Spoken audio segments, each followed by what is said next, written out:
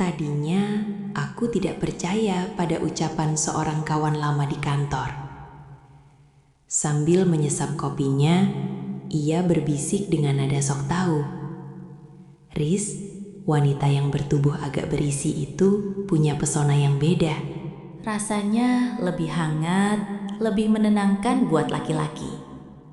Aku hanya tertawa terbahak-bahak saat mendengarnya. "Ah, itu cuma alasanmu karena istrimu tidak mau diet kan?" Ejekku kala itu. Bagiku, logika itu mustahil. Istriku, Riana, adalah seorang kurator seni yang langsing, modis, dan selalu tampil sempurna seperti keluar dari majalah fashion. Mana mungkin mataku bisa melirik wanita lain, apalagi yang perawakannya jauh dari standar model. Namun, benteng keyakinanku mulai goyah sejak hadirnya asisten rumah tangga baru kami, Mbak Ratmi. Sore itu aku sedang mencari berkas di dekat dapur ketika sosoknya muncul. Ratmi berusia sekitar 33 tahun, sedikit lebih dewasa dariku. Wajahnya bersahaja tanpa polesan make up tebal. Tapi perawakannya itu loh, tidak ramping, agak berisi, atau yang orang masa kini bilang gemoy. "Mas Aris sudah pulang? Mau dibuatkan kopi atau teh?" Tanyanya lembut sambil merapikan daster motif bunganya yang tampak ketat membalut tubuh berisinya. "Kopi saja mbak, gula sedikit," jawabku sambil mencoba tetap fokus pada berkas di tangan. "Baik mas, tunggu sebentar ya, airnya baru mendidih," sahutnya kalem. Aku memperhatikannya dari belakang saat dia menjerang air. Gerakannya tidak terburu-buru, tenang dan natural. Dibandingkan Riana yang selalu bergerak dengan derap sepatu hak tinggi yang nyaring dan kaku, gerak-gerik Ratmi terasa lebih membumi. Entah kenapa, mataku mulai sering mencuri pandang ke arah lekukan tubuhnya yang padat itu. Puncaknya terjadi saat aku hendak mengambil air minum di lorong dapur yang sempit. Tanpa sengaja, pundakku bersenggolan dengan bahunya. "Aduh, maaf mbak," kataku refleks. Rasanya empuk dan hangat. Sebuah getaran aneh merambat ke lenganku. Ratmi hanya tersenyum tipis. Wajahnya sedikit merona.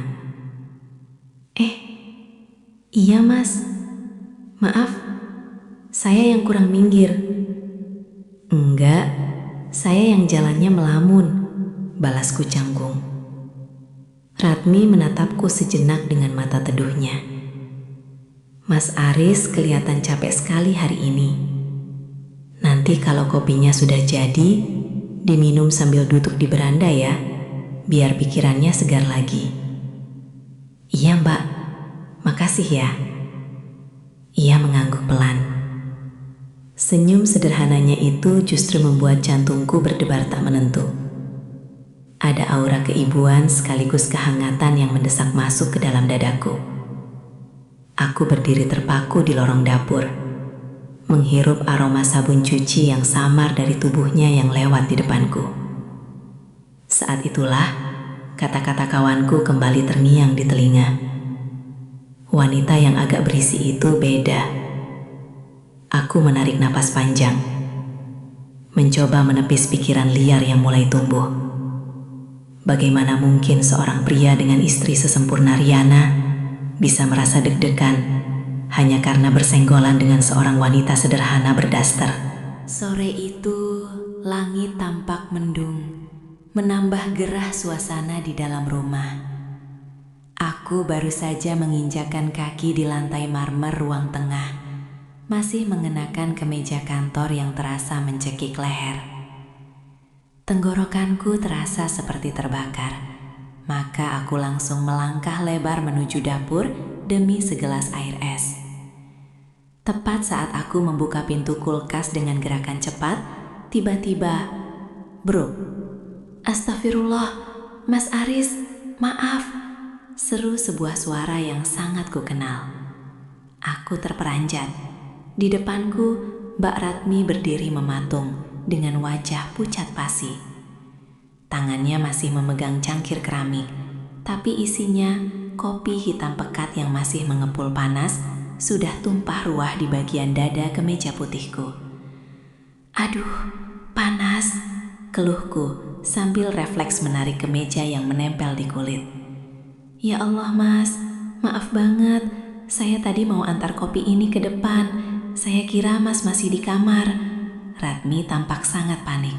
Tangannya gemetar hebat. Ia segera menyambar serbet bersih di atas meja makan dan mendekat ke arahku. Gak apa-apa mbak, tenang, tenang. Ujarku mencoba meredam suasana. Mana bisa tenang mas, ini kopinya panas sekali. Pasti kulit mas merah, sahutnya dengan nada cemas yang sangat tulus. Tanpa menunggu persetujuanku, ia mulai menepuk-nepuk noda kopi di dadaku dengan serbet itu. Karena ruang dapur kami yang agak sempit, gerakannya membuat posisi kami menjadi sangat dekat. Aku bisa mencium aroma sabun mandi yang segar dari rambutnya yang masih lembab. Setiap kali tangannya menekan serbet ke dadaku, aku bisa merasakan radiasi hangat dari tubuh berisinya yang sesekali bersentuhan dengan lenganku. Sudah mbak, biar saya saja yang urus di kamar mandi, kataku. Suaraku tiba-tiba terdengar sedikit parau. Jangan mas, kalau didiamkan nanti nodanya membekas susah hilang. Biar saya bersihkan sedikit lagi. Ia bersikeras.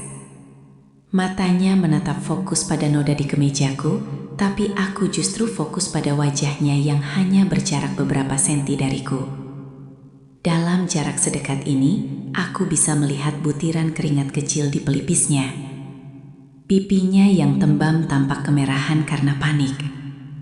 Ada sensasi empuk dan nyaman yang tak sengaja kurasakan saat tubuhnya bergerak lincah membersihkan pakaianku. Dadaku bergemuruh hebat, bukan karena kopi panas, tapi karena debaran yang tak sanggup ku kendalikan. Mbak, panggilku pelan. Ratmi mendongek, mata teduhnya bertemu langsung dengan mataku. Ia terdiam sejenak, tangannya yang memegang serbet masih menempel di dadaku. Untuk beberapa detik, waktu seolah berhenti. Hening menyelimuti dapur, hanya suara detak jam dinding yang terdengar nyaring. Iya mas, bisiknya lirih. Suaranya terdengar bergetar, seolah ia juga merasakan ketegangan yang sama. Sudah cukup, terima kasih, kataku, sambil perlahan memegang pergelangan tangannya untuk menjauhkan serbet itu. Kulit tangannya terasa begitu halus dan hangat. Ratmi buru-buru menarik tangannya, menunduk dalam-dalam. Maaf ya mas, saya benar-benar tidak sengaja. Nanti kemejanya biar saya rendam pakai pemutih. Iya, tidak apa-apa. Saya ganti baju dulu, jawabku sambil melangkah pergi dengan perasaan yang campur aduk. Saat berjalan menuju kamar, aku menyadari satu hal yang mengejutkan. Kejadian barusan bukan sekedar kecelakaan kecil. Sentuhan singkat dan kehangatan yang merambat dari tubuh Ratmi tadi terasa jauh lebih nyata dan membekas daripada sekedar pelukan formal yang biasa ku terima dari Riana. Benih penasaran itu kini telah tumbuh menjadi sesuatu yang lebih mengganggu pikiranku. Malam itu, rintik hujan membuat suasana rumah terasa lebih sunyi dari biasanya. Riana sudah lama terlelap di kamar atas. Sementara aku masih terjaga di ruang tengah, berkutat dengan beberapa sketsa desain yang tak kunjung selesai. Saat hendak ke dapur untuk mengambil air, langkahku terhenti melihat Ratmi sedang merapikan jemuran yang ia pindahkan ke dalam karena hujan. Belum tidur, Mbak? Tanyaku memecah keheningan. Ratmi sedikit tersentak, lalu tersenyum tipis. Belum mas, tanggung, sedikit lagi selesai. Mas Ari sendiri kenapa belum istirahat? Sudah lewat tengah malam loh. Pikiran lagi suntuk, Mbak. Banyak tenggat waktu, jawabku sambil menyandarkan tubuh di pintu. Aku memperhatikan gerakannya yang telaten melipat daster motif bunga miliknya. Ratmi betah di sini? Sudah 2 bulan kan? Ia menghentikan kegiatannya sejenak, menatap lantai dengan tatapan kosong. Betah mas? Di sini tenang. Mas Aris dan Bu Riana baik sekali sama saya. Aku berjalan mendekat lalu duduk di kursi kayu dekat meja setrika. Mbak, apa tidak kangen sama suami di kampung? Maksud saya, 2 bulan jauh dari keluarga pasti berat. Suasana mendadak kaku. Ratmi terdiam cukup lama. Jemarinya meremas pinggiran kain yang sedang ia lipat. Ia menarik napas panjang. Sebuah helaan yang terdengar sangat berat. Sebenarnya, suaranya melemah, nyaris berbisik. Saya tidak punya siapa-siapa lagi yang ditunggu di kampung, Mas. Aku mengernyitkan dahi. Loh, maksudnya?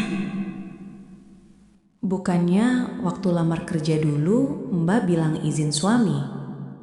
Ratmi mendongak. Matanya tampak berkaca-kaca di bawah temaram lampu dapur. Saya terpaksa berbohong, Mas. Suami saya sudah meninggal 3 tahun lalu karena sakit.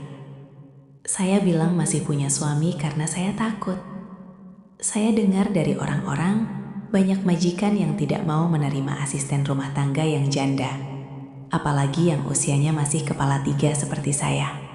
Takut dikira mau macam-macam. Aku terpaku. Pengakuan itu terasa seperti hantaman di dadaku. Jadi selama ini Mbah sendirian? Ada 2 anak saya, Mas. Sekarang ikut neneknya di desa. Saya kerja banting tulang di sini supaya mereka bisa terus sekolah. Ia menyeka sudut matanya dengan ujung dasternya.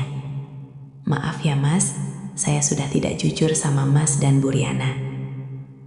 Aku merasakan dorongan kuat untuk mendekat. Namun aku menahan diri. Kenapa baru cerita sekarang, Mbak? Entahlah, Mas. Mungkin karena malam ini terasa sangat sepi. Atau mungkin karena Mas Aris orangnya mau mendengarkan. Ia tersenyum pahit. Ternyata, menyimpan rahasia sendirian itu jauh lebih melelahkan daripada mencuci baju 1 ember penuh. Aku menatapnya dengan pandangan yang benar-benar baru. Di balik tubuh berisinya yang sering kucuri pandang, tersimpan ketegaran seorang ibu yang berjuang sendirian. Baratmi hebat, kataku tulus. Jangan merasa tidak enak. Di rumah ini Mbah tidak perlu takut soal status itu lagi. Saya yang jamin. Ratmi menatapku lama. Ada binar haru di matanya. Terima kasih banyak, Mas. Mas Aris baik sekali. Jarang ada majikan yang mau mengerti posisi orang kecil seperti saya. Debaran itu kembali muncul. Kali ini dibarengi rasa iba yang mendalam. Saat ia kembali melipat baju, aku menyadari bahwa ketertarikanku padanya kini bukan lagi sekadar soal fisik yang gemoy, tapi soal kehangatan jiwa yang selama ini tidak kutemukan pada dinginnya kesempurnaan Riana. Koper besar berwarna perak itu berdiri angkuh di ruang tamu. Riana sedang memeriksa jadwal di tabletnya dengan wajah serius. Seolah-olah kepergiannya selama sebulan hanyalah sebuah perjalanan dinas biasa, tanpa beban perasaan. Semua sudah kusiapkan, Mas. Urusan rumah Mbak Ratmi sudah tahu apa yang harus dilakukan, ujar Riana tanpa menoleh. Aku berdiri di ambang pintu, memperhatikan punggungnya yang tegap. Sebulan itu lama, Ri. Kamu benar-benar tidak bisa pulang di akhir pekan. Riana berbalik, lalu tertawa kecil yang terdengar sangat formal di telingaku. Mas, ini promosi jabatan. Aku harus fokus. Jangan manja ya. Lagi pula ada Mbak Ratmi yang mengurus keperluanmu, kan? Ia mendekat, mencium pipiku singkat, sebuah kecupan yang terasa kering. Lalu melangkah pergi menuju taksi yang sudah menunggu. Dari balik jendela, aku melihat punggungnya menjauh. Hingga taksi itu hilang di belokan jalan. Rumah ini mendadak terasa hampa, seperti galeri seni yang megah namun tak berpenghuni. Mas Aris, mau saya siapkan makan siang sekarang? Suara lembut dari arah dapur memecah lamunanku. Aku menoleh. Mbak Ratmi berdiri di sana. Daster bunganya yang berwarna biru tampak cerah di tengah kesuraman hatiku. Nanti saja Mbak, saya belum lapar. Mas jangan begitu, nanti maknya kambuh. Bu Riana bisa marah sama saya. Ratmi berjalan mendekat. Wajahnya menunjukkan kekhawatiran yang tulus. Atau mau saya buatkan camilan dulu? Pisang goreng hangat? Aku menghela napas, lalu duduk di kursi ruang tengah. Mbak, apa Mbak tidak merasa sepi kalau rumah ini hanya ada kita berdua?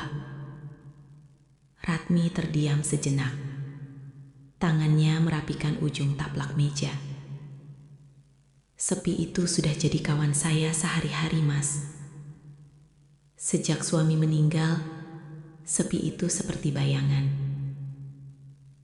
Tapi kalau Mas merasa sepi, saya bisa duduk di sini sebentar menemani ngobrol. Aku menatapnya. Ratmi mengambil posisi duduk di kursi kecil seberangku. Menjaga jarak yang sopan, namun tatapannya tak lepas dariku. Mbak Ratmi selalu tahu caranya menenangkan orang ya, kataku sambil tersenyum tipis. Saya cuma orang desa, Mas.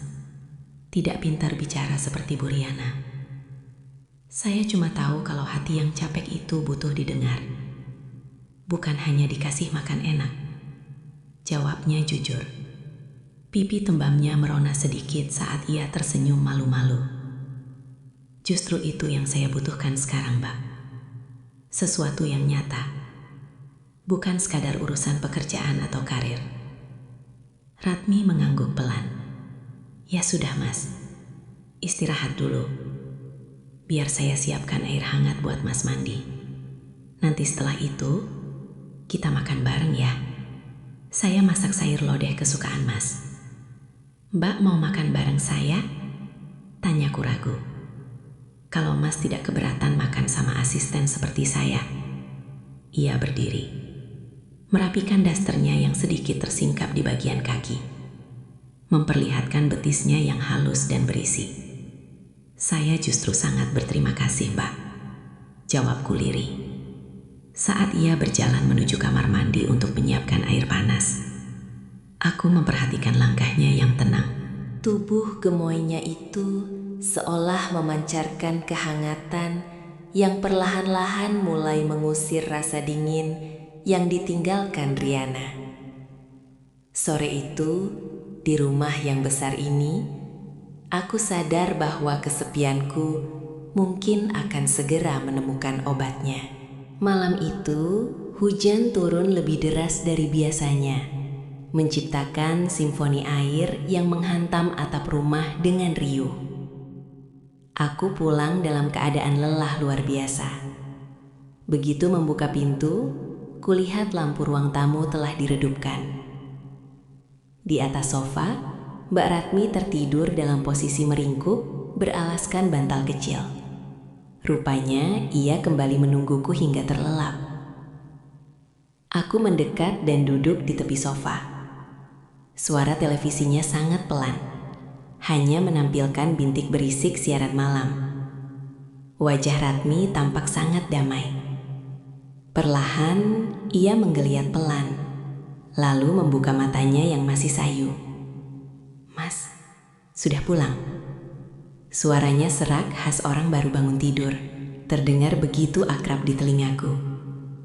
Iya Mbak, maaf ya saya pulang larut lagi. Kenapa tidak tidur di kamar saja? Tanyaku lembut. Ia bangkit duduk merapikan dasternya yang sedikit berantakan. Saya tidak tenang kalau Mas belum di rumah. Rasanya sepi sekali kalau saya di kamar duluan. Aku menatapnya dalam-dalam. Mbak, terima kasih ya. Selama Riana pergi, Mbak yang selalu ada buat saya. Ratmi menunduk, pipinya merona di bawah cahaya lampu yang temaram. Itu sudah kewajiban saya, Mas. Tapi, ia menjeda kalimatnya. Matanya menatapku dengan binar yang sulit diartikan. Tapi, saya juga merasa lebih tenang kalau di dekat Mas. Keberanian yang entah dari mana datangnya membuatku meraih jemarinya. Tangannya terasa hangat dan sedikit gemetar. Mbak, apa saya salah kalau bilang saya merasa nyaman setiap kali melihat Mbak di rumah ini? Ratmi terdiam, namun ia tidak menarik tangannya. Mas, jangan bicara begitu. Mas Aris punya Bu Riana. Saya cuma... Mbak bukan cuma, potongku cepat. Aku mendekatkan wajahku, merasakan aroma sabun mandinya yang harum dan segar. Mbak memberikan kehangatan yang selama ini saya cari. Tanpa bisa kutahan lagi, aku memberikan kecupan singkat di bibirnya.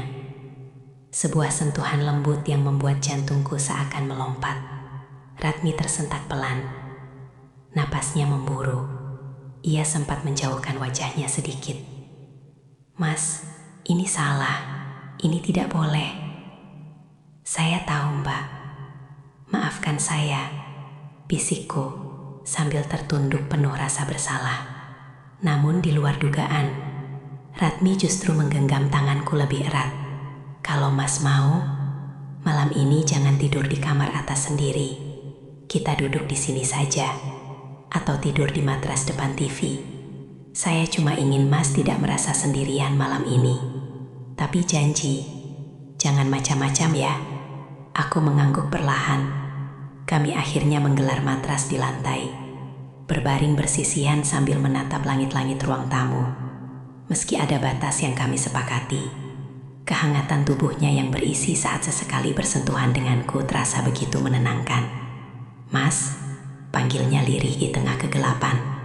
Iya, Mbak. Ternyata benar ya. Sepi itu musuh paling jahat.